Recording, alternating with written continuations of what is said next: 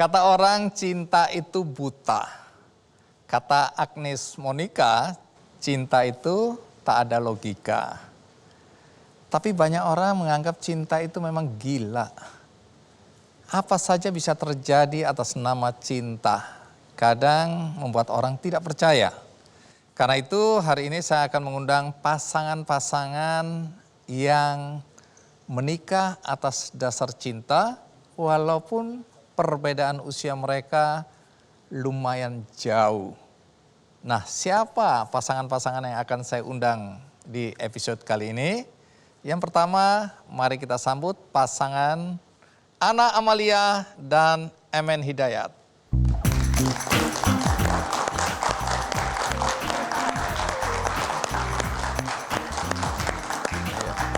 Pak Emen, Ana, terima kasih sudah mau hadir di acara Kick Andy. Terima kasih, Ana.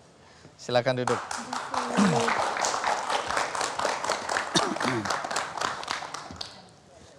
Jadi benar ya, pasangan suami istri? Benar. Jadi Ana sekarang umurnya berapa? 27 tahun. 27 tahun. Pak Emen umur? 63. 63 atau 36? 63. Oke, jadi selisih usianya berapa tahun ini ya? 35. 35 tahun. Iya. Jadi pendidikan Pak Emen terakhir apa? Paket C. Paket C itu SMA ya? Iya. Kalau Ana pendidikan terakhir apa? S1. S1. Oke. Pak Emen sebelumnya masih bujang atau sudah pernah menikah? Udah menikah. Oh menikah. Iya. Pisah dari istri? 2018. Meninggal atau pisah? Meninggal. Oh meninggal. Oke, ada berapa anaknya? 3. Anaknya 3. Iya. Yang seumur Ana ada?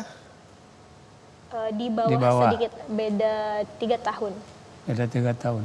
3 tahun. Iya. Di atas itu? Ada, Edi. Oh, jadi anaknya ada yang lebih tua dari Ana. ya. Ada. Jadi Ana punya anak lebih tua dari Ana. Iya. Gimana menyebutnya ya? Terus panggilnya apa? Sini nak, gitu ya? Panggilnya kalau yang kecil, yang bungsu Ade, kalau yang besar A aja. Oh, A Ede. juga. Terus anak yang lebih tua usianya dari Ana manggil Ana ibu atau Teteh. teteh? Jadi agak kacau ini ya. Oke. Pak Emen pekerjaannya apa? Yang dulu saya pedagang. Pedagang kayu. Oke. Terus pernah jadi kepala desa ya katanya? Pernah jadi kepala desa 2014 sampai 2020. Oh, Pak Kades gitu ya. Ya. Terus kalau Ana pernah setelah lulus pernah bekerja atau? Sebenarnya pas masih kuliah pun saya sambil kerja di notaris, sambil ngeles juga setelah lulus kuliah, kerja di salah satu kampus di Ciledug. Kemudian baru kerja 3 bulan langsung disuruh nikah lah. Gitu. Disuruh nikah. Jadi ini bukan atas kehendak sendiri nih. Syariatnya mama yang jodohkan. Oke, mama yang jodohin. Nanti cerita ya, menarik ya. Apakah karena itu menderita atau bahagia? Dulunya awalnya tidak mudah, tapi alhamdulillah setelah dijalani sekarang bersyukur bahagia. Bahagia. Baik, dengar-dengar Ana termasuk mahasiswi yang berprestasi ya. Pernah ikut program ke luar negeri. Terus S1-nya nih apa? Pendidikan bahasa Inggris, FKIP. Bahasa Inggris, oke.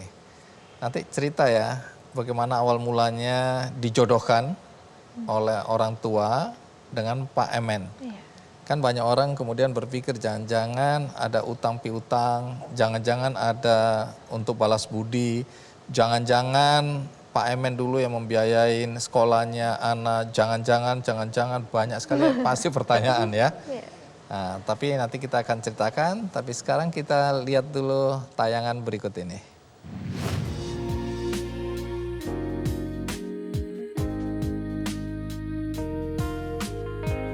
Saya Ana Amalia, saya usia 27 tahun dan saya dulu menikah dengan suami pada usia 23 tahun, sedangkan suami 59 tahun.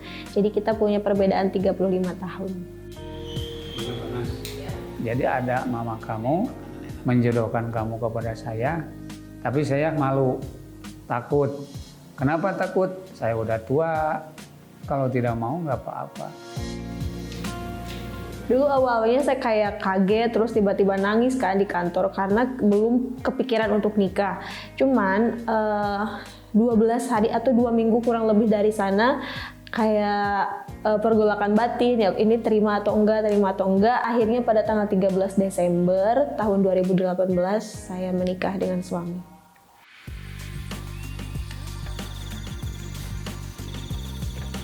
Suami saya itu orangnya mengayomi, nggak memaksakan, terus kayak bisa beradaptasi dengan usia saya. Dari situlah saya bisa menerima, oh ternyata beliau terbuka dan beliau mengayomi, beliau menjaga. Akhirnya saya yakin beliau ilmu yang terbaik sih buat saya. Mau disuapin nggak, Yang? Ini Nah dulu awal-awal nikah kan sering dibilang, kamu nikah, mohon maaf ya, hamil duluan ya, kamu nikah karena harta ya, atau kamu punya balas budi, atau kamu punya hutang. Nah untuk di awal-awal saya down ya Kak, untuk awal-awal tuh kayak down ya Allah gitu. Tapi alhamdulillah suami selalu nguatin, dan sekarang ya udahlah nggak apa-apa, itu bumbu kehidupan wajar. Karena kita nggak bisa maksa semua orang suka dengan kita, karena mereka nggak punya kewajiban untuk suka dengan kita gitu. Jadi santai aja gitu.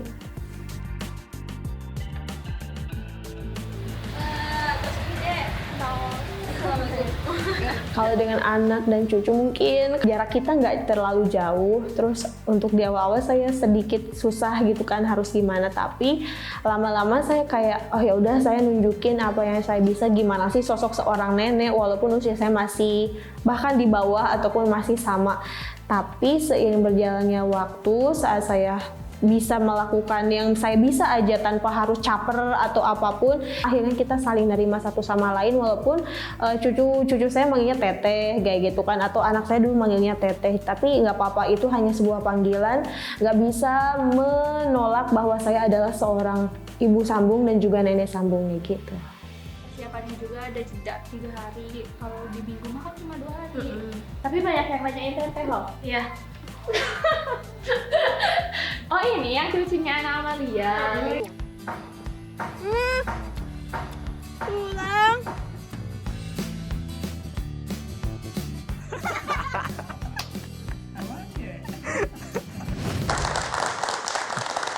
Jadi Pak Emen mau tidak mau jadi kayak anak muda lagi ya. Tapi tadi kan Ana cerita awalnya agak gimana gitu ya ketika dijodohkan, apalagi tahu bahwa usia suami beda sampai 35 tahun. Selain memang punya mimpi untuk melanjutkan kuliah ya. Nanti saya akan tanya, tapi saya mau tahu dulu dari Pak Emen. Pak Emen juga hari itu keberatan ya, agak gimana juga ya. Waktu dibilang mau dijodohin. Jadi yang menjodohkan ini adalah mamanya Ana. Saya dulu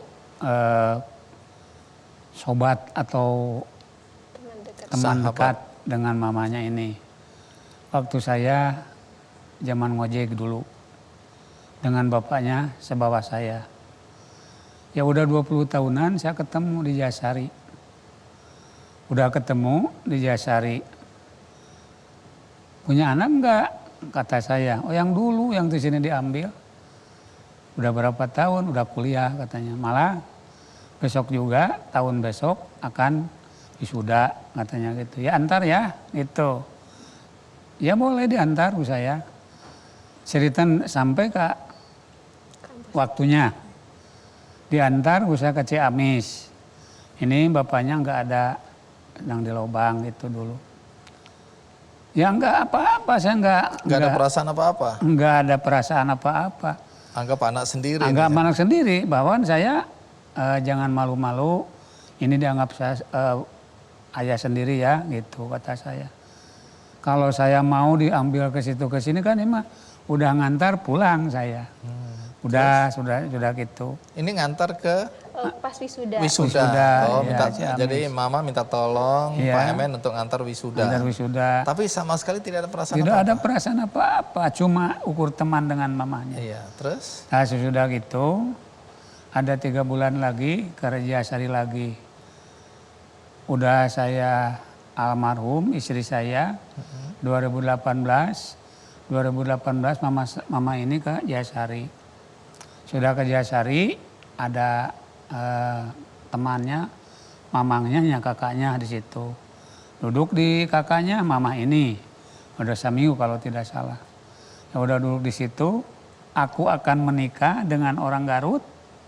Tidak jadi gitu. Katanya mamanya, udah jangan nikah, anak saya yang tikah. Masa budak itu gak mau kepada saya, udah tua saya gak mau. 1 kali, 2 kali, 3 kali, keempat kali, kalau mau boleh, gak apa-apa. Kalau tidak mau enggak, saya juga gak mau.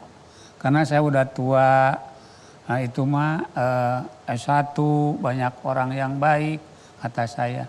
Ya biarin kalau nasib nggak apa-apa katanya gitu.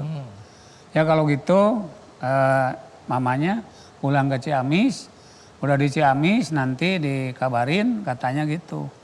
Saya berkata seperti ini, Nyi jangan mau kepada saya karena saya udah tua.